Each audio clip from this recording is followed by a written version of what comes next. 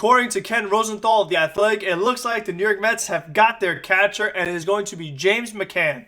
In this video, I'm going to talk about the probable signing of James McCann by the New York Mets, what it means for the team, and most importantly, what they could do going forward. We know the Mets have a need at catcher. No question about it. And you're like, JT Realmuto is right there. Best catcher in baseball. He's on the free agent market. You need a catcher? Go get him. But it isn't that easy. The main problem is that the Mets have multiple areas of need. And if the Mets just needed a catcher, that was their only weakness, boom, you sign Realmuto. But that's not the case. And we know the Mets are not one player away from being a winning team. And they need to address multiple areas. That's why it makes more sense to go not just a little cheaper, a lot cheaper with somebody like James McCann, who still is a very solid catcher, not only offensively, but also more importantly, defensively, especially pitch framing, which is something I really want to talk about in this video. But it's just that if you do that, it allows you to address those other needs, like more starting pitching, which we know the Mets need. Guys, you know they need starting pitching. They have openings in their starting rotation, especially with Syndergaard not being available for opening day. The Mets have to do work for their rotation.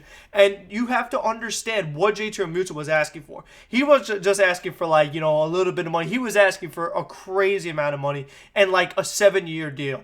You guys know that you do not give a 7-year deal to a 30-year-old catcher. You know you don't do that. I know we want Realmuto, but that is not how you do business. I don't care if it's a Wilpon mindset. It's a smart mindset. You do not do that kind of deal with a catcher. That is why you take the James McCann. So in this video, I'm going to talk about the McCann signing. Comment, what do you think about this? And now, what do you think the Mets' next move should be? It seems like the next move is Springer. I mean, we're hearing a lot about it more and more and more. Everybody's making bets on it. Buster Olney wants to make a bet. Jeff Passan wants to make a bet. So everyone's looking to make bets that the Mets are going to get Springer. And that definitely is very exciting because he's someone I really want on this team. I think he could help them out a lot, like McCann, offensively and defensively. Like, that's the difference with Cohen, is that you're not getting these all-nothing players, guys who are just good defensively, or guys who could just hit home runs. You're getting guys that could do it in multiple areas. Those two-way players that the Mets have needed so badly, especially at a position like catcher, and it is very exciting. And as always, make sure to subscribe. We hit 400 subscribers, so now we're working our way towards 500.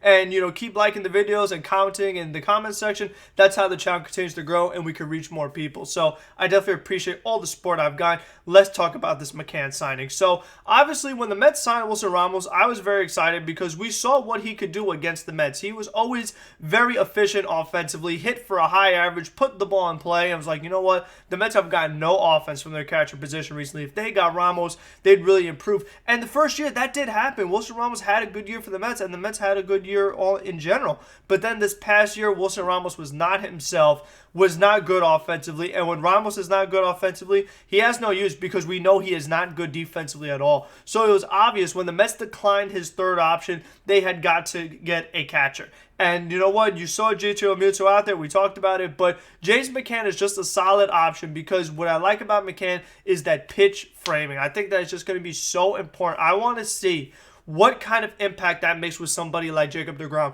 If somehow James McCann's pitch framing is that good and it can make deGrom even better, oh my gosh, like an even better deGrom is scary to think about because he's already the best pitcher in baseball as it is.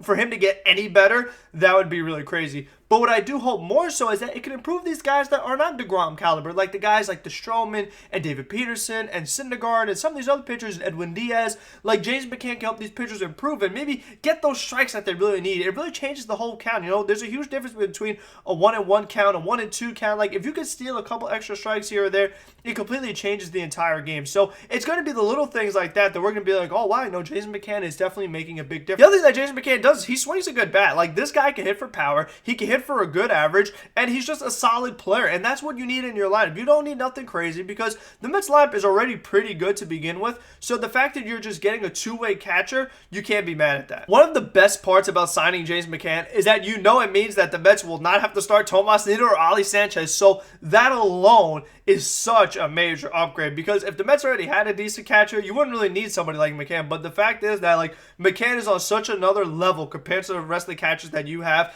That's a huge huge upgrade for the New York Mets. So that is another thing to be excited about. And more so importantly, it allows the Mets to get two of those other big-time players, whether it's Springer, whether it's Bauer, whether it's Lindor, maybe even LeMahieu. It allows the Mets to do a lot more things. So what I like about what the Mets have done is that we know it's been a slow offseason, and we know it's going to be with the way the market is right now. So the fact that, you know what, Cohen said in the press conference, needs are pitching and catching, and already he is addressing those needs by signing Trevor May and now signing James McCann. So he knew what the needs are, and early in the offseason, the Mets are addressing it and doing something about it so that they could be a better team. Once you have your needs out of the way, now you really could focus on those other things that you want to do to really take your team to the next level. And that's where a Springer comes in, where the Mets don't need Springer, but he could help out the team a lot. Mets don't need Lindor, but he could help them out a lot. Mets do need Bauer, so they should try to get Bauer. But, I mean, it could be a Jake Odorizzi or somebody else. Maybe you could get Springer, Lindor, Odorizzi. Like, now you could do some different combinations because you have catchers settled. You don't have to think about that position anymore. It allows you to move on to other things. So that definitely is a big-time upgrade for the Mets. So it looks like the McCann deal is going to be for 4 years, and I think that's a good number to be compared to what Realmuto is asking for, probably like 7 years. The good thing about 4 years with McCann is that, okay, you have a catcher for a few years, and then right when McCann's deal is about to end, it looks like that's when Francisco Alvarez could take over. You know, Mets prospect in the minor leagues who's a catcher, then he could be the catcher of the future. So it's just like a placeholder because Alvarez isn't ready yet, so he has a few years to learn under McCann, and then once McCann is done, Alvarez takes over. And that would just be a good process that the Mets could do of just always, that's how you build sustainable winning, is always having solid players out of the position, one guy to the next guy to the next guy to the next guy. That's how successful teams are built. This is just a sign into the thinking of what the Mets are trying to build here, and that isn't just, you know, go for it all. If the Mets are trying to go for it all, you sign Realmuto, but that's not what the Mets are trying to do. They're trying to build a sustainable, consistent winner, and those are where the under-the-radar signings like James McCann, which isn't a big deal, but it's what you need. You need a catcher. McCann has been an all-star very recently, so the fact that you could do that while not breaking the bank, that's the other thing. It allows you to do those other things that you want to, because one of the things we have to remember is that you may want to say, oh, well, get Realmuto, get Springer, get Bauer, get Lindor, get everybody. Steve Cohen has all this money, get all these guys.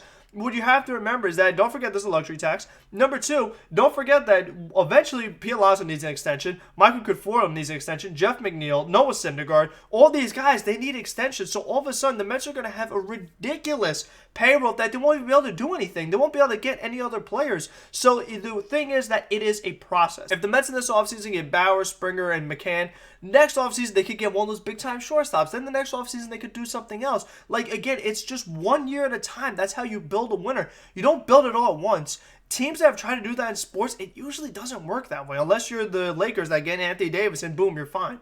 It's not that it's such a quick fix. Especially in a sport like baseball where there's a 162-game season and so many players have down years and up years and injuries, you never know what's going to happen. So you can't just get everybody and be like, all right, we'll be good. Well, how do you know that certain signings won't work out? It's like, oh, well, maybe Realmuto isn't going to work out long term because he already got hurt last year and finished the year at first base and only had like a 260 average. So, I mean, that would just be bad long term because then you're handicapped to a deal where it's like, oh my gosh, can we get rid of this guy already? I mean, that's what the Mets are facing with Cano. That's why you don't want to make contracts like that. You just want to do the short-term deals, 3 to 4 years. It just allows you to do more things. So I am very excited about the James McCann signing. This is exactly what the Mets needed to do. But now they have to do something big. It has to be Springer or it has to be Bauer. I really feel like Springer is going to be next because he's just getting talked about and connected to the Mets so much. You feel like it's bound to happen, and I really hope it does because he really could help out this team. And I'm excited to see what they do next. So we got our catcher. Let's go get some more players. So until the next one, be safe, be smart,